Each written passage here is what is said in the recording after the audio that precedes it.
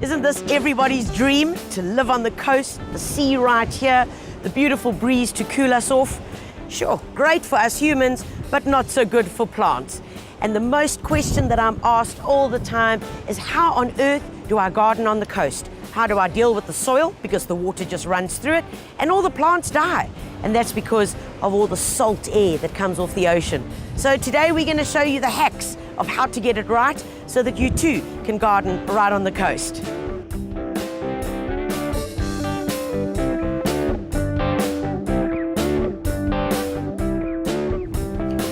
So folks, the biggest issue with coastal gardening is the soil, because unfortunately most of you are gardening on reclaimed sea sand, dunes. I mean, remember that Durban used to be right up to the Berea, used to be just sea. Likewise in Cape Town, where people are building houses now and trying to garden, that hundreds and millions of years ago used to be ocean. So folks, this is the issue.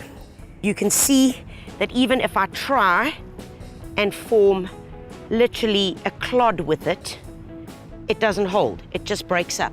And that shows that the soil is lacking in humic content. Humic content is basically organic matter. So that's leaves, it's the carbon, it's everything that plants need in order to grow. So that is a no-no. The biggest issue with it is soil like this is, besides the carbon that's missing, the other issue is that water simply just pours off it. And to illustrate that, have a look here. When we put some water down, see, it just like runs off. And that is the biggest issue, because as you're watering, it literally just runs, it doesn't get sucked up a lot, and then you find that your plants dry out more and more. So let me show you how we're gonna do it, because we got some tricks up our sleeves to fix all of that. Right, first off, I got a glass of water. Oh, pretty cool. Water the things that plants need. So I want to show you this amazing, amazing product. It's called Water-Wise crystals. Take a look at it, folks. Really just very, very fine granules. But all of these crystals you add to your soil. You either add to your soil in a container or you would add it to your garden soil. And I've got about 2 grams here. And I want to show you the amazing ability of this to illustrate how good it's going to be in your garden. So all I'm going to do is pop some into this glass of water. Okay, and then we give it a stir.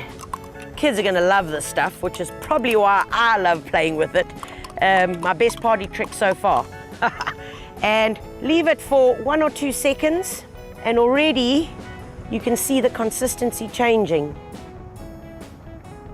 And I'm going to drop this down, leave it for about a minute, and pick it up again and show you what's happened.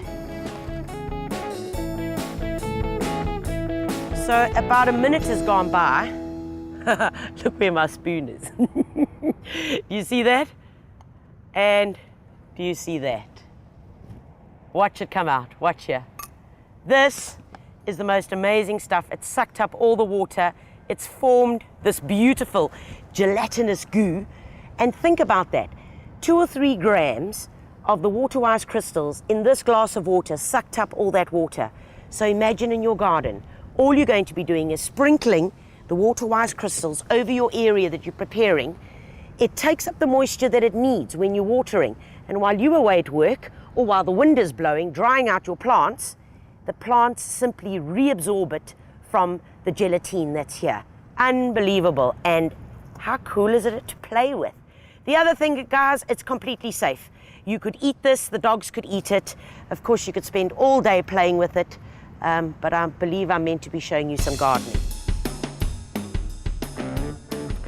Right, folks, so in order to prep your soil, we're just going to take out these few little aggies that are here.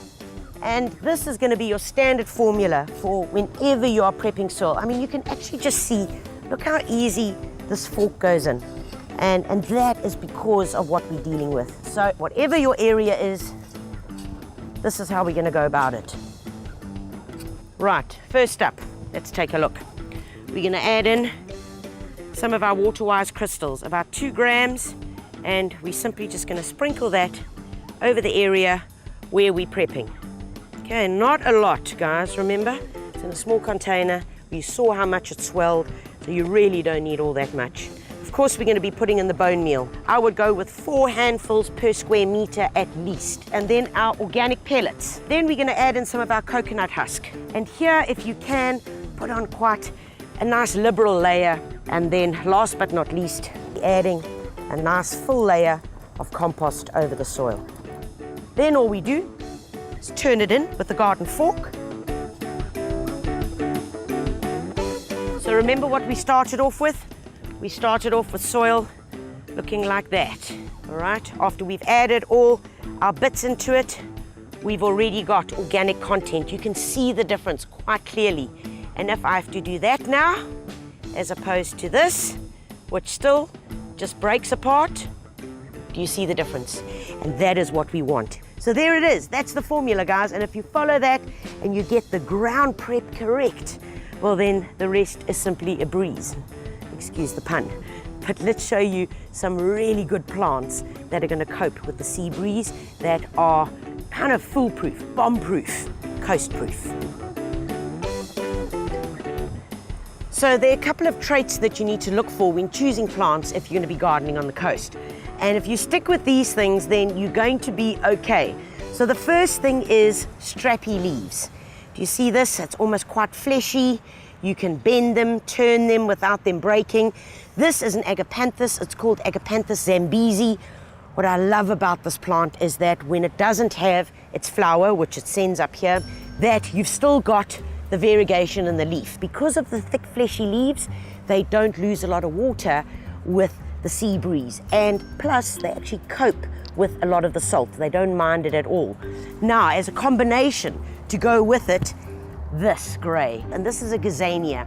The most important part about this is here. The underside is grey, the top side is grey, and it's actually, if you look really closely, it's even got some hairs on it. So the hairs are there to reflect the sun. Perfect, and ideal for any coastal gardening. So, 2 things, anything with a grey leaf and anything with a thick, strappy leaf. If you go with those, you are set to go. 2 great indigenous plants that work so well on the coast are these 2 babies. This little guy over here is called Euryops. Euryops is our indigenous daisy, and not a bad looking fella, I might say. It flowers throughout the summer and right into autumn, and is a tough guy. There's your telltale sign. Grey leaves, and if you look carefully on the back, you can even see there's some hairs. Another beauty. This is a pelargonium, a geranium. They've also, if you feel on the leaves, it's furry. Loves the full sun, can grow in pretty poor soils, and doesn't require too much water. And the beauty about this plant is that even when it doesn't have flowers, I mean, who could resist that foliage? It's wicked. Of course, we could not be doing coastal gardening without mentioning our beautiful Feiches, Vetplanta succulents, because they just fit the profile. Take a look here. We've got this little Mesembryanthemum. That's your typical Feiche that loves growing naturally on the west coast and all the way up the garden route. It's got those thick, fleshy leaves, and all of these plants show those same characteristics. Of course, here, the little Echeveria, thick, fleshy leaves, also a bit of grey on them. These are little sedums. Any sedum family, whether it's even up to the large leaf varieties, will do very, very well. And here is another indigenous little Plectranthus. This will grow where the wind howls, folks. Any of these I would welcome in a coastal garden because I know that they are tough. So keep in mind, it's grey, it's a little bit of hairs on the leaves. If you can wipe it off, even better, and thick, fleshy stems.